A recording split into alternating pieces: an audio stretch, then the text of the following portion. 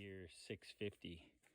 When I got it, it wouldn't run, but there's a lot of things I liked about it. Like that it has a bucket.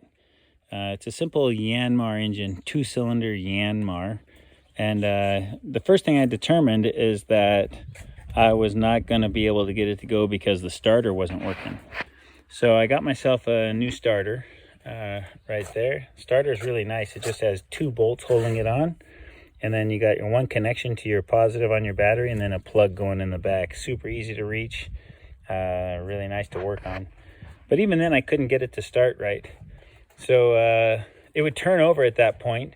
And what I figured out is that I needed to bleed the lines. And if you look right here, you can see there is a valve right here.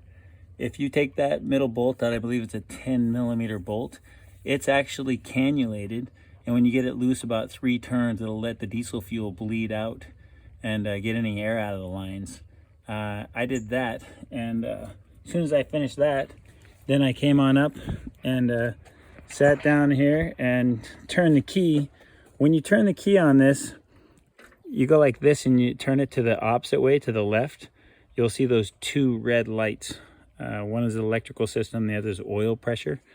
When that's going, you're running what is basically equivalent to a modern day glow plug for diesel.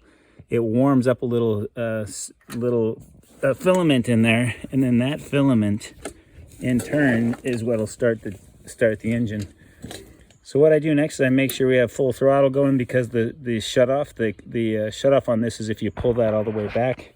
And then down here you'll see the PTO. That needs to be disengaged for it to start. And we just give it a try. There she goes.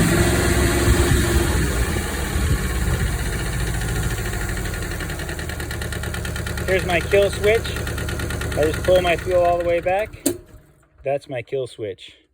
So I hope you join me. I'm going to start working on this, see if I can't refurbish it and get it in great shape. After I got it running, all of a sudden I couldn't get it to start again, so I thought I'd go through a list of things to check if you can't get it to start. Top of the line would be right here. If your fuel is turned on, above this filter there's a valve, just a simple swing valve that is either on or off.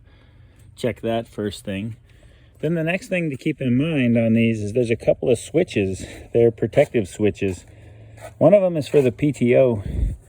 And if you note right here, my PTO switch, I actually have bypassed right now. One of the things I want to replace is get a new one. So I just took a wire and connected it to those 2 wires that theoretically go to this switch. And when the PTO is off, it then doesn't let the engine start. So off on this PTO's right there, up. So that's there. And then the last thing I had to learn was that sometimes I would have it in gear, and I think I was in neutral because it still has a little bit of play. So I felt like it was in neutral. If you're not in neutral, completely out of gear, then this particular model will not start. And then, as we also mentioned earlier, your kill switch is here. You have to have your throttle up away from the kill switch.